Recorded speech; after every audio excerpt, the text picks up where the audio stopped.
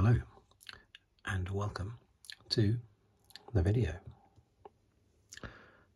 This one is my second video looking at this book that I've had since 1987, the Grand Prix Drivers, Racing Heroes from Fangio to Prost.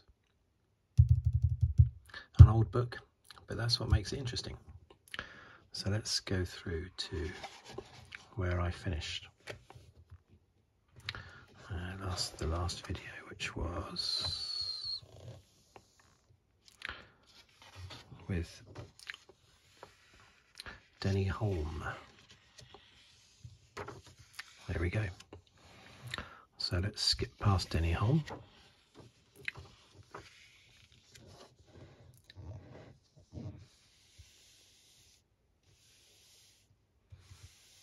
This book I got in 1987 as well, the year it came out. It's a very interesting book. There are some stats at the back, and the statistics go up to the British Grand Prix of 1987, up to and including the British Grand Prix of 1987.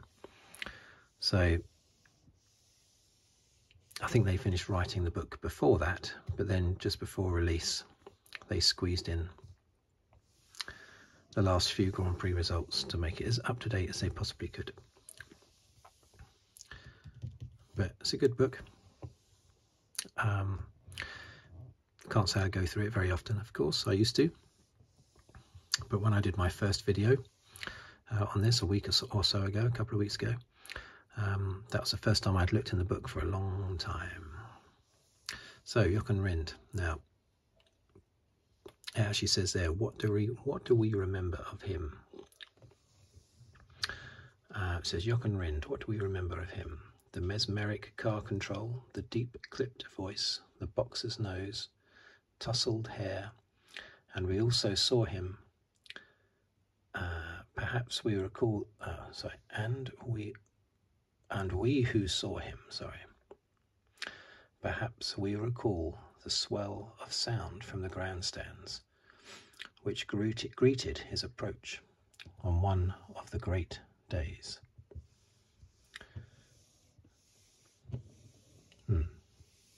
Anyway, I think unfortunately what most people remember about Jochen Rindt was the fact that he's the only posthumous Formula One world champion, having been killed during practice for the Italian Grand Prix in 1970. But he had a big enough lead in the championship that the chasing pack, led by Jackie Ickx, were not able to close him down. So he became, it's very sad, became world champion, but had already passed away. That year that he became world champion in 1970, there were a couple of races where Jack Brabham retired from the lead right before the end of the race. So I think he, even though Jochen Rindt was renowned for being a really good driver and a worthy world champion, I think that year he was helped a little bit by Jack Brabham's reliability issues in his Brabham. I assume Jack Brabham was racing then.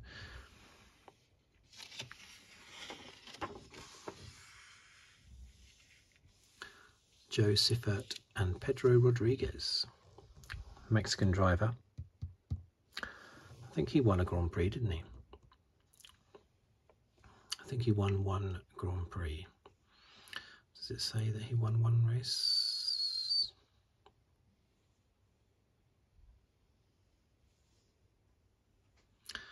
And it says at the bottom here, it was his passion for the sport which killed him. A weekend without a race was a weekend lost. So he accepted an inter-series sports car drive at the Norris Ring in July 1971, the month and year I was born, and there he died by someone else's error. So I wonder if he died on my birthday. I'll have to check that out.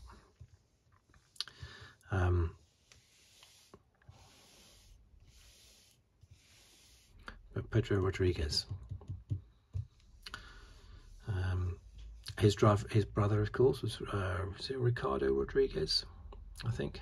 two Mexicans. Did they both win a Grand Prix each? One race each, maybe. But they were then the only Mexican drivers to have any note all the way up until Perez. Joe Siffert, was he Swiss? I'm trying to remember. Was he Swiss?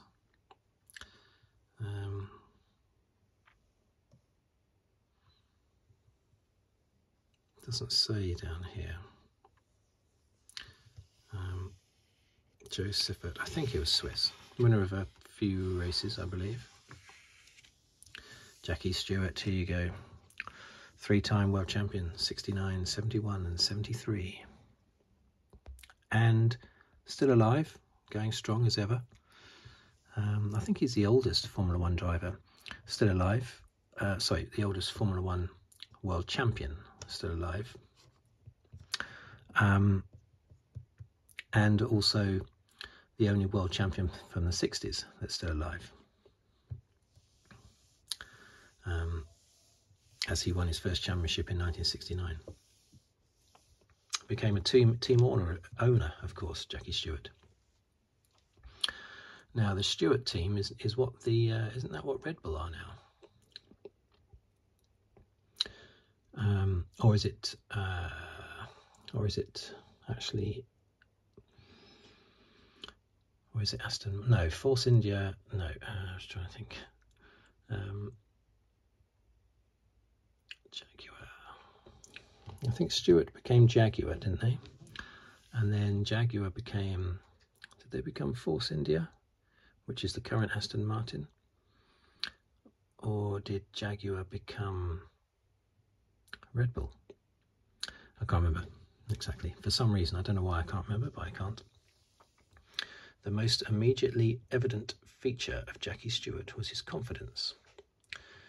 It was in everything he did, and right from the beginning. After a stunning F3 season with Ken Tyrrell in 1964, he had the choice of Lotus or BRM, the blue-ribboned rides of the time, for his Formula One debut the following year. And here came early signs of a man who knew precisely where he was going. Winner of 27 Grand Prix, only surpassed by Alain Prost. In 1987, Alain Prost got past his 27 race wins. Jackie Ickx, that's the Belgian driver that I mentioned earlier, was chasing down Jochen Rindt. It would have been a bit of a flat championship victory, of course, had he managed to pass Jochen Rindt, who had already died. But he didn't manage to anyway. I'm sure part of him was pleased with that. He's still alive. You see him at race weekends quite a lot, waving the flag, waving the checkered flag at the finishing line, that sort of thing. Mares, Willie Mares. He didn't win any races, I'm sure. Mike Parks. Don't know if he did. Ricardo Rodriguez, there you go. It's the other Mexican, the brother of Pedro Rodriguez. I think Pedro was the older brother. I think Pedro won a race and maybe Ricardo didn't, going from my memory of when I used to be on top of all these statistics when I was a lot younger. Chris Amon, often classed as the best driver never to have won a Grand Prix. Racked up loads of podium positions and was often in a position to win a race but never managed to win one. A bit like Nico Hülkenberg with his lack of podiums. Mike Spence. I think Chris Amon was a New Zealander as well. Dickie Atwood. Piers Courage. Now he died on the track, I believe, wasn't Piers Courage? Jackie Stewart's... Maybe he wasn't Jackie Stewart's teammate at one point. I don't think he was. Jackie Oliver. Johnny Servoz Gavin. I know all these names, but not all of the statistics about them, basically.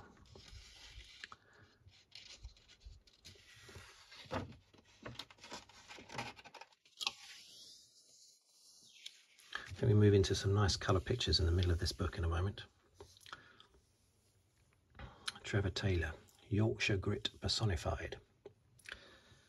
He didn't win any races, I'm sure. Peter Arundel, competitive edge dulled after big shunt. Yeah, I don't think he won any. Tony Maggs, always a number 2. I don't think he won any.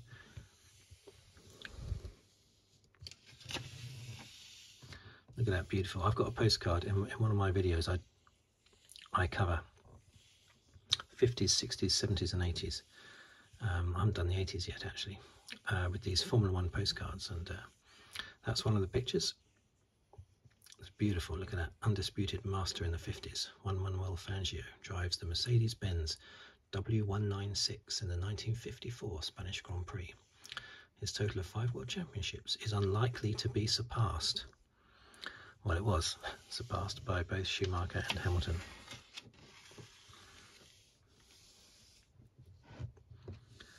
These beautiful pictures of Ferrari. Beautiful. Jack Brabham and Cooper. Phil Hill, the 1961 Ferrari, the shark nose Ferrari.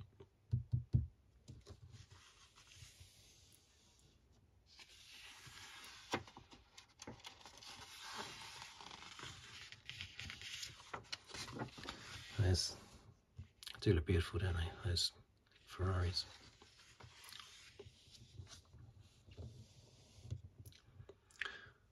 Stirling Moss. Only Stirling Moss could challenge the might of Ferrari in 1961. His victories at both Monaco and the Nürburgring left, with Rob Walker's Lotus, rank among Grand Prix racing's greatest drives.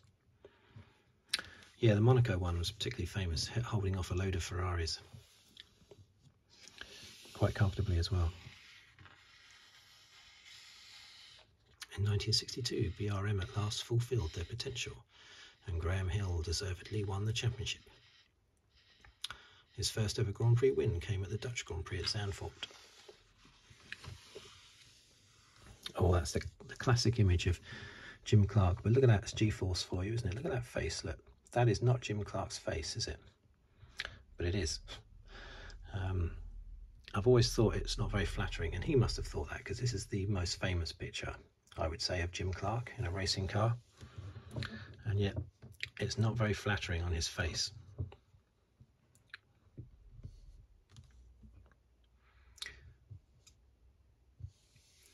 Jim Clark and Lotus were synonymous. 2 world championships were scant reward for his efforts, for 33 pole positions, 25 wins, 27 fastest laps and 274 points were achieved from just 72 starts. And this picture on his way to victory in the 1963 French Grand Prix at Reims. It's John Surtees, as I've said in the previous video, the only driver to have, the only person to have won world championships on both 4 wheels and 2, because he was a motorbike champion before he entered Formula 1, where he won the 1964 championship. And this is Jack Brabham down here, winning the 1966 championship, constructors and drivers, in his own car.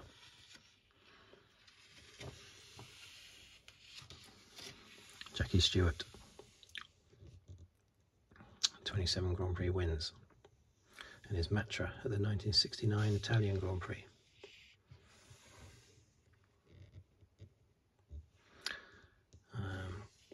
And there he is in his Tyrrell at the 1971 British Grand Prix. Jochen Rindt up here, and this is late 70s, isn't it? It's late 70s Lotus. Oh no, maybe not. It's saying Emerson Fittipaldi, so that must be early 70s, because he won his championships in 72 and 74, and a Lotus and a McLaren. I can't remember which way round it was though. Was the Lotus in 72? Quite possibly, because the car is actually called the Lotus 72. So, but yeah, I thought that looked a little bit late 70s, but early 70s.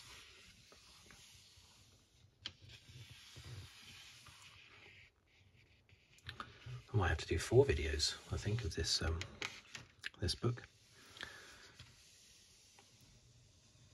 because I'm only up to about halfway in the book so far. 1975 champion Niki Lauda triumphed again in 1977. His skill and courage against the odds marked him as a true great. Here, Super Rat heads for victory in the Dutch Grand Prix at Zandvoort. Was he called Super Rat? I didn't know that was his nickname, Super Rat. Lauda's accident in the 1976 German Grand Prix at the Nürburgring opened the door for James Hunt, who took his opportunity brilliantly to win the championship by a single point. 6 victories were recorded with the McLaren M23, including the Dutch Grand Prix above at Zandvoort.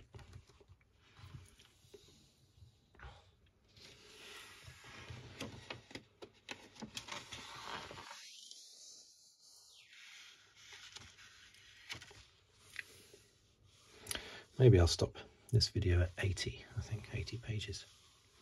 Some great pictures in here. That's Alan Jones, of course. And when I first started watching Formula One, the Williams was always white. And it was because of the Saudi Airlines sponsorship. So that's 1980, Alan Jones.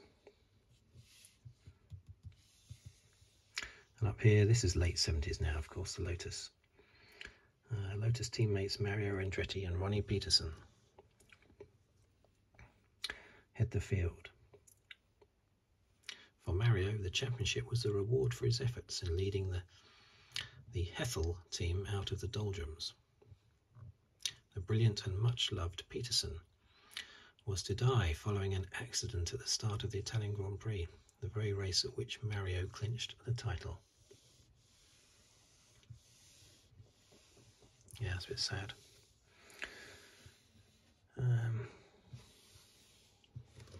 Happens all the time though. You can't really get distraught at this sort of thing because that's what happens all the time in motorsport.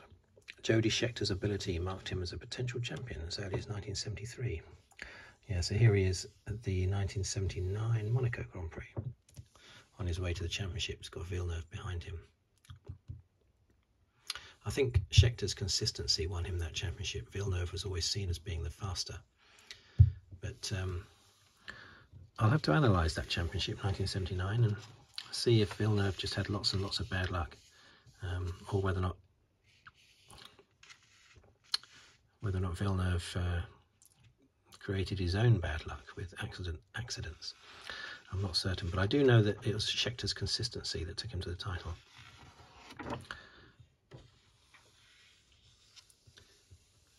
Nelson Piquet, classic shot of Piquet in his Brabham, designed by Gordon Murray. 2 World Championships, 1981, 1983. That was the last time that Brabham won a World Championship, 1983. Keke Rosberg, father of Nico Rosberg, struggled to qualify the Fittipaldi in 1981, but a move to Williams saw him crowned world champion the following season. Now in 1982, well actually from 82 onwards, well pretty much throughout all of Rosberg's career, he was such a feisty driver, really aggressive in a fair way, but he was just, watching Rosberg back then was a bit like watching Alonso now. You couldn't take your eyes off him basically. You knew that Rosberg was always going to manage to do something. And he won that 82 championship in a normally aspirated Williams, beating the much faster turbo-powered cars, although the turbo ones did have a lot of unreliability. Rosberg only went off the boil in 1986 when he joined McLaren, and by then he seemed to have given up a little bit, and he was definitely not his normal feisty self in 1986, his last season. That's Niki Lauda. Beautiful car, apart from the massive rear wing. But the 1984 McLaren was, the rest of it, if you ignore that, the rest of it was a beautiful car. And in the following year, in 95, they'd got rid of the ridiculous rear wing. The rear wings on all the cars were a lot smaller. The rules must have been changed. And the 85 McLaren was beautiful. Yeah, championship was won by half a point by Niki Lauda in 1984. Niki Lauda having unretired himself a few years earlier. and the championship was won by half a point by Niki Lauda over his teammate Alan Prost in what was a dominant year for McLaren.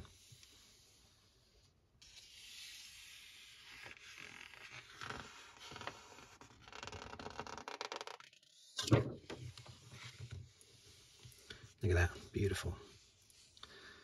What a beautiful looking car. This must be the 85 because he's got the number 2.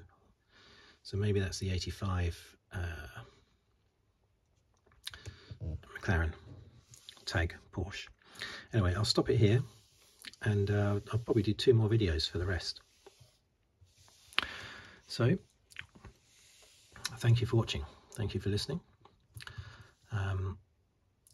Please subscribe if you'd like to.